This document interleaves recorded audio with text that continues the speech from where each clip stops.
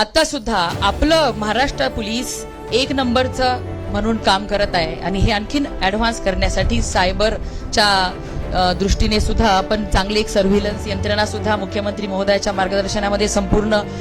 महाराष्ट्रभर राबवण्यात येणार आहे. आपल्या जिल्ह्यामध्ये सुद्धा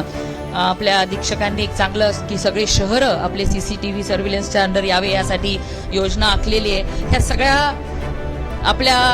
रोजच्या अनुभवातल्या ज्या अडचणी आहेत की आपली यंत्रणा आणखी सक्षम करण्यासाठी ज्या ज्या गोष्टी आपल्याला अपेक्षित आहेत, पालकमंत्री म्हणून माझ्या निदर्शनास आणून दिल्यानंतर त्या तत्परतेनं तर मी सोडवतेच, पण मुख्यमंत्री महोदयाचं सुद्धा बारकाईने लक्ष आहे की प्रत्येक जण, कारण आज सर्वजण आपण कामामुळे खूप सर्वजण चिंतेमध्ये किंवा कामाचा